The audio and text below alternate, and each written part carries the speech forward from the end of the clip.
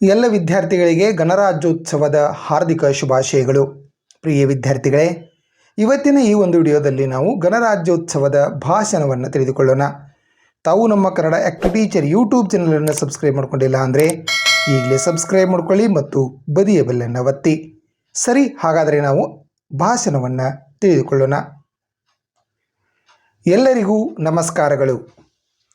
ವೇದಿಕೆಯ ಮೇಲೆ ಆಸೀನರಾಗಿರುವ ಅತಿಥಿಗಳೇ, ನನ್ನ ನೆಚ್ಚಿನ ಗುರುಗಳೇ ಹಾಗೂ ನನ್ನ ಸಹಪಾಠಿಗಳೇ, ಎಲ್ಲರಿಗೂ 75ನೇ ಗಣರಾಜ್ಯೋತ್ಸವದ ಶುಭಾಶಯಗಳು.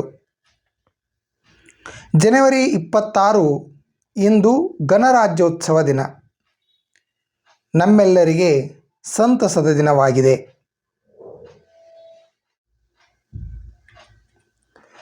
ಭಾರತೀಯ ಸಂವಿಧಾನ ಜಾರಿಗೆ ಬಂದದ್ದು ಜನವರಿ 26, 1950ರಂದು. ಇದರ ಪ್ರಯುಕ್ತ ಈ ದಿನವನ್ನು ನಾವು ಗಣರಾಜ್ಯೋತ್ಸವವಾಗಿ ಆಚರಿಸಲಾಗುತ್ತದೆ. ಭಾರತ ನನ್ನ ದೇಶ, ಅದು ನಮ್ಮ ಹೆಮ್ಮೆ. ಇಂದು ಭಾರತೀಯ ಪ್ರಜೆಗಳಿಗೆ ತಮ್ಮನ್ನು ತಾವೇ ಉಳಿಸಿಕೊಳ್ಳುವ ಅವಕಾಶ ಸಿಕ್ಕ ಪವಿತ್ರ ದಿನ. ಬ್ರಿಟಿಷರ ದಾಸ್ಯದಿಂದ ಮುಕ್ತಗೊಂಡ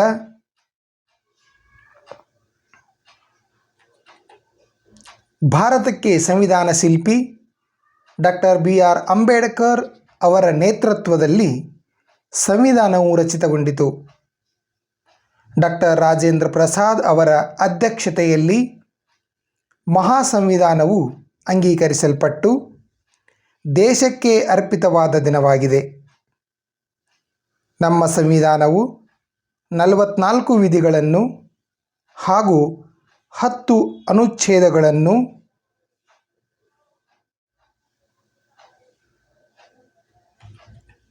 ಹೊಂದಿದೆ. ಸಂವಿಧಾನ ರಚನಾ ಸಮಿತಿಯಲ್ಲಿದ್ದ ಎಲ್ಲ ನಾಯಕರು ಭವ್ಯ ಭಾರತದ ಕನಸು ಕಂಡಿದ್ದರಂತೆ. ದೇಶದ ಸಮಗ್ರ ಏಳಿಗೆಯ ಕನಸು. ಒಬ್ಬ ತಾಯಿ ತನ್ನ ಪುಟ್ಟ ಮಗುವಿನ ಬಗ್ಗೆ ಕಲ್ಪಿಸಿಕೊಳ್ಳುವ ಕನಸು. ಆದರೆ ಇಂದಿನ ದೇಶ ಆ ಮಟ್ಟದಲ್ಲಿ ಅಭಿವೃದ್ಧಿ ಹೊಂದಿದೆಯೇ?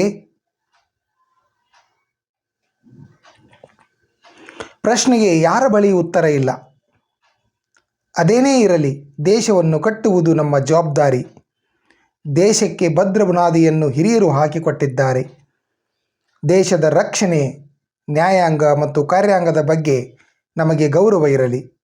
ನಾವು ಯಾವುದೇ ಸ್ವಾರ್ಥಕ್ಕೆ ಒಳಗಾಗದೆ, ಸಂಘರ್ಷಕ್ಕೆ ಸಿಲುಕದೆ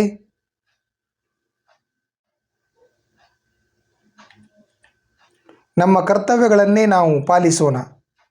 ದೇಶದ ಉತ್ತಮ ಪ್ರಜೆಯಾಗೋಣ. ಭವ್ಯ ಭಾರತವನ್ನು ನಿರ್ಮಿಸೋಣ. ಭಾರತ ವಿಶ್ವಗುರುವಾಗುವಲ್ಲಿ ನಮ್ಮ ಅಳಿಲು ಸೇವೆ ಸಲ್ಲಿಸೋಣ. ಅಂದಾಗ ಈ ರಾಷ್ಟ್ರೀಯ ಹಬ್ಬಗಳ ಆಚರಣೆಗೆ ಮಹತ್ವ ಸಿಗುತ್ತದೆ. ಇಲ್ಲಿಯವರೆಗೆ ನನ್ನ ಮಾತುಗಳನ್ನು ಆಲಿಸಿದ್ದಕ್ಕೆ ತಮ್ಮೆಲ್ಲರಿಗೂ ಧನ್ಯವಾದಗಳು. ಜೈ ಹಿಂದ್, ಜೈ ಭಾರತ್.